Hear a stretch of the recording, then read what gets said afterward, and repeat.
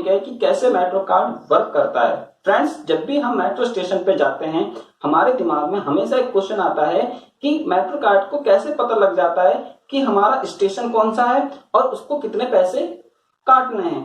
तो फ्रेंड्स, इसका आंसर यह है कि जैसे हम इंसानों के पास मेमोरी होती है, ठीक उसी तरीके से हमारे मेट्रो कार्ड के पास भी मेमोरी होती है, जो ये स्टोर करता है कि हमारा स्टेशन कौन सा है और इसमें से कितने पैसे कट करने हैं, और भी चीजें को अपने अंदर स्टोर करता है कि टाइमिंग क्या है, और बहुत सी चीजें को अपने अंदर स्टोर कर सकता है।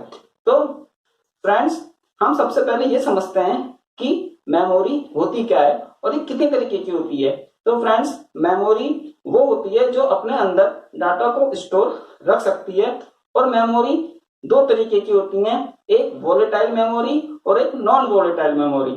वोलेटाइल मेमोरी वो मेमोरी होती हैं जो जिनको लगातार पावर सप्लाई की जरूरत पड़ती है डाटा को स्टोर रखने के लिए। जैसे कि अगर हम अपने डेस्कटॉप या कंप्यूटर पे वर्क करते हैं और अचानक से अगर हमारी लाइट चली जाती है तो हमारा डाटा उड़ जाता है। अगर हमने वो डाटा सेव नहीं किया होगा तो हमारा डाटा वहां से इरेज हो जाएगा, यानी कि वो सेव नहीं होगा।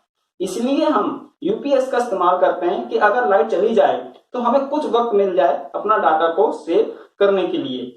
इसी को हम वोलेटाइल मेमोरी कहते हैं। वोलेटाइल मेमोरी के दो एग्जाम्पल है, डी रैम और एस रैम। डी रैम का मतलब होता है dynamic random access memory, S RAM का मतलब होता है स्टैटिक रैंडम एक्सेस मेमोरी।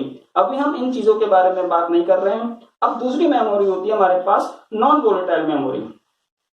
तो फ्रेंड्स, नॉन वोलेटाइल मेमोरी वो मेमोरी होती हैं जिनको लगातार पावर सप्लाई की जरूरत नहीं पड़ती है। अगर हमने उसमें डाटा स्टोर कर दिया है एक बार पावर लगा के, तो वो डाटा उसमें स्टोर ही रहता है। और इसका एग्जाम्पल है हमारे पास एफ रैम। एफ रैम का मतलब होता है ferro electric random access memory.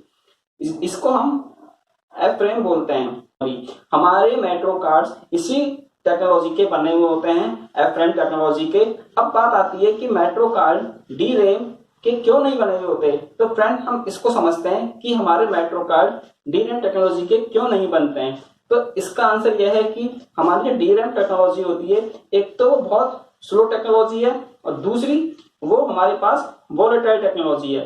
Friends, अगर हम मान लो डी रैम का बना हुआ मेट्रो कार्ड लेकर मेट्रो स्टेशन पर जाते हैं और हम उसको मशीन के ऊपर टच करते हैं, तो एक तो वो स्लो कार्ड है, एक तो वो स्लो प्रोसेस है, यानी कि उसे डाटा को रीड करने में कम से कम 30 सेकंड लगेंगे। और समझ लीजिए 30 सेकंड में हमारे पीछे कितनी लंबी लाइन लग जाएगी। और अगर एक बार उसने वो कार्ड रीड कर भी लिया, उसमें स्टेशन का नाम लिख भी दिया और टाइमिंग लिख भी दी, और हम मेट्रो में बैठकर दूसरा मेट्रो स्टेशन जाते हैं और वहां पे इस कार्ड को निकाल के मशीन के ऊपर टच करते हैं, तो अब उसके अंदर वो मेमोरी है ही नहीं। जो डाटा उसके अंदर स्टोर हुआ था वो तब तक के लिए स्टोर हुआ था जब तक वो कार्ड उस मशीन के ऊपर लगा हुआ था, और जैसे ही हमने उस कार्ड को उस मशीन पर से हटाया वो डाटा भी इरेज हो गया।